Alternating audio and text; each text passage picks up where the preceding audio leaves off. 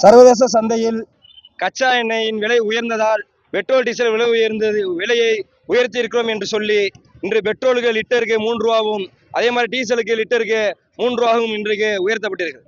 ஆனால் கடந்த காலங்களில் சர்வதேச சந்தையில் கச்சா எண்ணெயின் விலை குறைந்த போது விலை குறைக்காத இதே ஒன்றிய அரசாங்கம் தான் இன்னைக்கு விலை உயர்ந்ததுக்காக நாங்கள் விலை உயர்த்திருக்கோம்னு சொல்லியிருக்கிறாங்க. இது எந்த விதத்திலும் நியாயம் கிடையாது.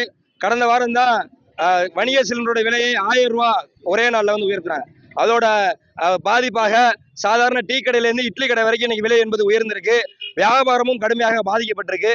இன்னைக்கு எல்லா வகையிலும் பெட்ரோல் டீசல் இந்த விலை உயர்வு என்பது கடுமையாக சரக்கு போக்குவரத்தை பாதிக்க போகிறது.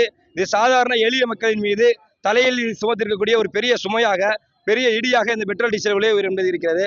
ஆகவே ஒன்றிய அரசாங்கம் பெட்ரோல் டீசல் விலையை உடனடியாக அந்த அதிகரிப்பை ரத்து செய்ய வேண்டும் என்பதை இந்த நேரத்தில் தெரிவிச்சுக்கிறோம்.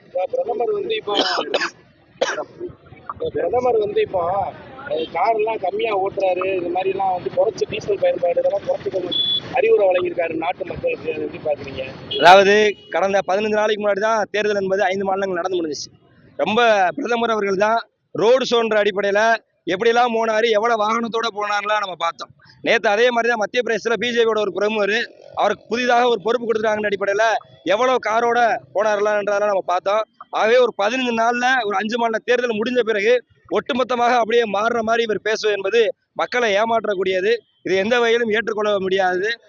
ஒரு வாரத்துக்கு முன்னாடி ரோட் ஷோல தெரியாது, இன்னைக்கு எப்படி தெரிஞ்சிடும்? இது மக்களை ஏமாற்றக்கூடிய செயல், இதை ஏற்றுக்கொள்ள முடியாது. பேர் செல்வா, டிஎஃப்ஐ மாவட்ட தலைவர்.